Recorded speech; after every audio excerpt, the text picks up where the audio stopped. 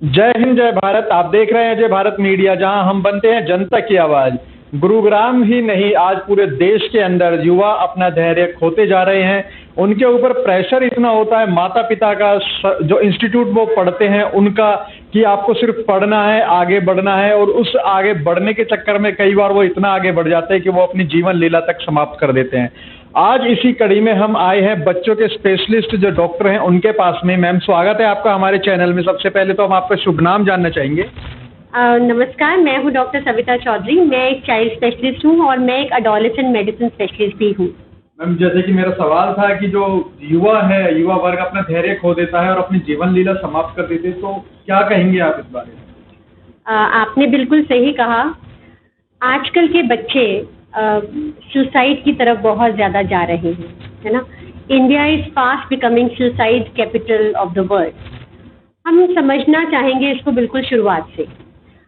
जब बच्चा पैदा होता है, बच्चा स्कूल में जाता है, बच्चे के एग्ज़ाम स्टार्ट हो जाते हैं छोटी क्लास से ही, दूसरी तीसरी क्लास से ही बच्चा पेपर देना शुरू कर देता है। मम्मी क्या पूछती है, बेटा कितने मार्क्स आए, है ना।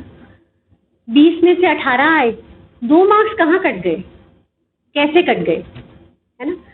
हम लोग बच्चे को इतना ज़्यादा प्रेशराइज कर देते हैं, बचपन से ही हम बच्चे को इतने प्रेशर में डाल देते हैं जैसे कि मार्क्स लेना ही जिंदगी का अल्टीमेट लक्ष्य है ना। ना केवल पेरेंट्स, टीचर्स का भी एक ही लक्ष्य रहता है कि बच्चों को एक लेवल तक पहुंचा दे। कोई भी टीचर से अगर आप पूछेंगे तो टीचर कहेगी मेरी क्लास का कोई बच्चा कभी फेल नहीं होता, मेरी क्लास के सब बच्चे इतने अच्छे नंबर से पास हो जाते हैं। भले ही वो बच्चे खुश हैं या नहीं हैं, भले ही वो बच्चे खेल कूद में आगे जा रहे हैं या नहीं जा रहे, भले ही वो बच्चे दोस्त बना पा रहे हैं या नहीं, इस बात का किसी पर कोई ध्यान नहीं दे पा रहा। लेकिन मार्क्स आ रहे हैं या नहीं, ये बहुत ज़रूरी है। हमारे बच्चों के दिमाग में ये बचपन से भर दिया जाता है कि उनको मार्क्स लाने हैं। यहाँ तक के जो कॉम्पिटिटिव इंस्टीट्यूट्स हैं, आजकल आप देख रहे हैं, पहले होता था 11-12 के बाद जब बच्चों ने कोई स्ट्रीम चुननी है, डॉक्टर बनना है या इंजीनियर बनना है, तो उनको कोई कॉम्पिटिटिव इंस्टीट्यूट ज्वाइन करना होता था। आजकल के टाइम में आपको 6th या 7th क्लास से ही किसी कॉम्पिटिटिव इंस्टीट्यूट को ज्वाइन करना पड़ता है। 6th क्लास का बच्चा, आप सोचो, यानी कि आपने उसके बचपन को उससे छीन लिया। ना वो खेल पाएगा, ना वो कोई हॉबी डेवलप कर पाएगा, ना वो कोई कहानी की किताबें पढ़ पाएगा, ना वो मौज मस्ती कर पाएगा, ना दोस्त बना पाएगा, ना वो पेरेंट्स से ही कहानियां सुन पाएगा। वो केवल क्या करेगा, स्कूल से आएगा, ट्यूशन जाएगा, फिर कॉम्पिटिटिव इंस्टीट्यूट के जो काम है, ढेर सारा काम है, उसके नीचे दब के रह जाएगा। ये है उसकी दिनचर्या। मेरे पास जो बच्चे आते हैं, बहुत सारे ऐसी प्रॉब्लम से भी आते हैं, पेट दर्द, फटीग, लेथार्जी, जिनके के सिम्टम्स समझ में नहीं आते। अंडरलाइन क्या होता है, डिप्रेशन के सिम्टम्स इस तरह के भी होते हैं, ना तो उनको अपने स्वाद का पता है, ना उनको खेल कूद का पता है, ना वेट, ना हाइट, कुछ भी उनकी सही समय पे ग्रोथ भी ठीक से नहीं हो पा रही। क्योंकि उनके ऊपर प्रेशर बहुत ज़्यादा है। खास करके टीन एज के बच्चे, जब ये टीन एज में आ जाते हैं, तब इनके शरीर में, इनके दिमाग में बहुत सारे चेंजेस हो रहे होते हैं। इस समय जब इनके ऊपर एकेडमिक प्रेशर पड़ता है, इसके साथ साथ माता पिता को ये समझना होगा इनके ऊपर और भी बहुत सारे प्रेशर्स हैं। इनके ऊपर रिलेशनशिप इश्यूज के भी प्रेशर है, इनके ऊपर स्कूल का प्रेशर भी है, इनको परफॉर्म भी करना है। 99% पेरेंट्स, जब मैं उनके साथ पेरेंटिंग सेशंस लेती हूँ और मैं उनसे पूछती हूँ कि आपको अपने बच्चों से क्या चाहिए, तो मालूम है क्या जवाब मिलता है, हमें चाहिए कि हमारा बच्चा 98% से ऊपर मार्क्स ले आए, हमें चाहिए हमारा बच्चा एक अच्छा नागरिक बने, हमें चाहिए कि हमारा बच्चा एक स्पोर्ट्स स्टार बने, हमें चाहिए कि वो उसमें अच्छे मैनर्स हों। मैंने आज तक किसी पेरेंट को ये कहते नहीं सुना कि हमें चाहिए मेरा बच्चा खुश रहे। Happiness is the ultimate aim of life. अगर हम हैप्पीनेस को एम करेंगे तो हमें 2 चीज़ों से छुटकारा पाना होगा। पहला, कंपैरिजन्स। हम क्या करते हैं, अपने बच्चे को दूसरे से कंपेयर करने लगते हैं। अरे पड़ोस वाले बच्चे के तो मैथ्स में इतने अच्छे नंबर आ गए, तुम क्या करते हो सारा दिन।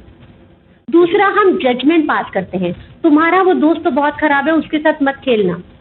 हम बच्चे की जो नाजुक सा दिमाग है ना, उसको इतनी सारी कम्प्लेक्सिटीज में घेर देते हैं कि बच्चा खुद ही कंफ्यूज हो जाता है, फिर वो खुद भी अपने आप को दूसरों से कंपेयर करने लगता है। जहां तक आपने कॉम्पिटिटिव इंस्टीट्यूट्स की बात की, आपने कभी प्रेशर कुकर को देखा है? जब प्रेशर कुकर में बहुत ज्यादा प्रेशर हो जाता है तब क्या होता है? सीटी बजती है। ये सीटी जब बजती है ना, बच्चा तब सुसाइड कर लेता है। कैसे?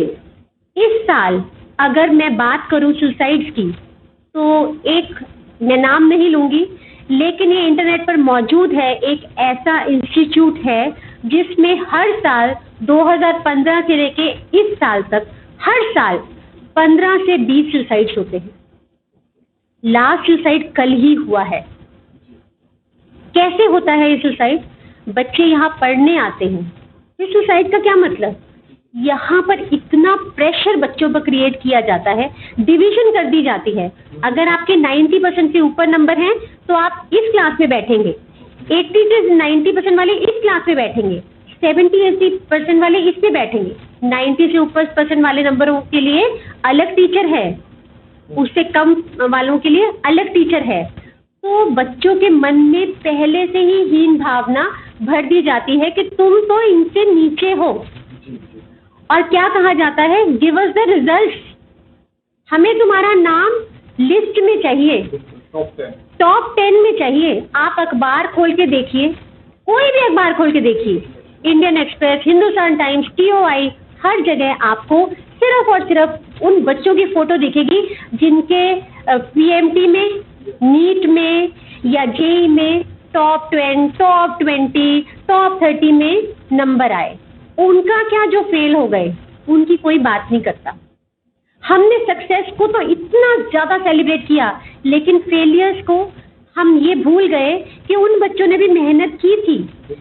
हालांकि वो उतना नहीं कर पाए, या तो वो उतने ज़्यादा सक्षम नहीं थे, या कहीं ना कहीं वो एक दिन ही तो था, एक एग्जाम ही तो था। हो सकता है वो उनका दिन नहीं था, उस दिन वो परफॉर्म नहीं कर पाए, वो फेल हो गए। लेकिन उनको सांत्वना, उनको सहारा ना तो पेरेंट्स देते हैं, ना टीचर्स देते हैं, ना ये कॉम्पिटिटिव इंस्टीट्यूट देते हैं। इसलिए मैं इन कॉम्पिटिटिव इंस्टीट्यूट्स को प्रेशर कुकर से कंपेयर करती हूँ। मेरा इनसे हाथ जोड़ के एक निवेदन है कि अपने इंस्टीट्यूट्स को इस प्रेशर टेस्ट से बाहर निकालें। इन बच्चों को एक ऐसा माहौल दें जिससे कि ये ना केवल एक दूसरे से कंपैरिजन करना छोड़े, अपने ऊपर कॉन्फिडेंस रखना सीखें। सेल्फ कॉन्फिडेंस और सेल्फ एस्टीम में बढ़ावा देना सिखाया जाए। कम से कम पूरे दिन में 1 घंटा ऐसा हो जिसमें ये आपस में खुल के बात कर सके, अपनी प्रॉब्लम्स डिस्कस कर सके। इनके पास एक काउंसलर हो जिसके साथ ये बता सके कि हाँ मुझे ये प्रॉब्लम है, चाहे वो 60% वाला बच्चा हो, चाहे 70% वाला हो, चाहे 80% वाला हो, उसको ये हक हो कि वो किसी भी अच्छे से अच्छे टीचर से मिल सके, अपनी प्रॉब्लम डिस्कस कर सके। अगर मेंटली उसको कोई इश्यू है तो वो उनसे बात कर सके। दूसरा, there should be some kind of inventory, एक मेंटल हेल्थ की इन्वेंट्री होनी चाहिए। हर टीचर के पास कोई साइन ऑफ सिम्टम्स की लिस्ट होनी चाहिए कि ये चीज़ें अगर आप बच्चे में देख रहे हैं, ये सिम्टम्स अगर आपको उस बच्चे में चेंजेस दिख रहे हैं तो वो रेड फ्लैग साइन है। आपको समझ जाना चाहिए कि इस बच्चे में प्रॉब्लम है, ये बच्चा डिप्रेशन में जा रहा है, ये बच्चा सुसाइड की तरफ जा सकता है। उन टीचर्स की ट्रेनिंग होनी बहुत ज़रूरी है। हम चाहते हैं कि ऐसे टीचर्स की ट्रेनिंग करें और उन्हें बताएं कि आप क्लास में जाते हैं, सिर्फ मार्क्स की बात मत करो, कॉन्फिडेंस की बात करो, फेलियर की भी बात करो कि कोई बात नहीं अगर तुम फेल हो गए। जिंदगी एक एग्जाम पर नहीं टिकी है। हो सकता है कल को आप फेल होके टीचर बनो और जिंदगी में पता नहीं क्या कमा लो, नाम कमा लो। ये क्यों भूल जाते हैं टीचर जो वहां पढ़ा रहे हैं, कल को वो भी तो टीचर या डॉक्टर बन सकते थे, वो डॉक्टर या इंजीनियर बन सकते थे। वो डॉक्टर और इंजीनियर नहीं बने, वो टीचर बने। वो अपना फेलियर क्यों भूल जाते हैं? अपने प्रोफेशन को एक तरीके से रिस्पेक्ट। एग्जैक्टली, वो अपने प्रोफेशन को क्यों नहीं रिस्पेक्ट करते? वो ये क्यों नहीं सोचते कि वो भी तो फेलियर हैं, वो फेलियर ही टीचर्स हैं।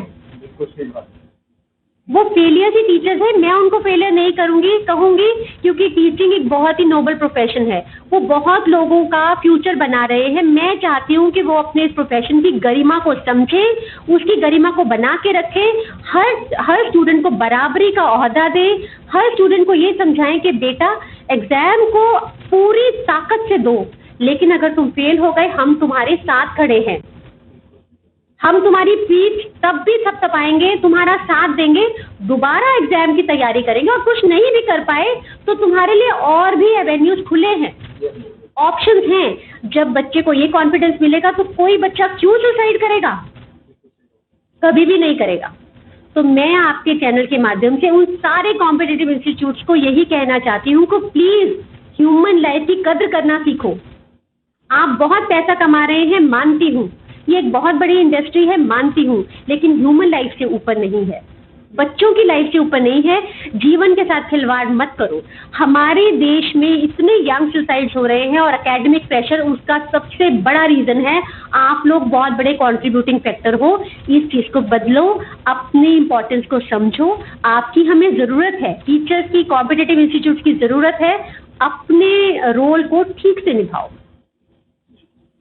धन्यवाद मैम, आपका इतनी सुंदर और इतनी अच्छी जानकारी देने के लिए और इतने अच्छे शब्दों में उन माता पिताओं को बताने के लिए जो अपने बच्चों को सिर्फ मशीन बना करके रखे हुए हैं, ना कि उनको ह्यूमन लाइफ समझते हैं। और शायद उस मशीन को बनाने के चक्कर में पूरी जिंदगी जब वो उससे जगह पे आते हैं जहां उन्हें उनके बच्चे की सबसे ज़्यादा ज़रूरत होती है, या बच्चे को सबसे ज़्यादा ज़रूरत माता पिता की होती है, तो वो अपने बच्चे को खो देते हैं। तो ऐसा किसी माता पिता के साथ ना हो। अगर हमारे इस एपिसोड के द्वारा आपके दिमाग में कोई सवाल और आता है तो आप हमें कमेंट्स बॉक्स में कर सकते हैं। हम डॉक्टर साहब से आपकी बात फिर से कराएंगे। अगले एपिसोड में फिर किसी नई जानकारी को लेकर के इनसे मुलाकात करेंगे। तब तक देखते रहिए अजय भारत। जय हिंद, जय भारत।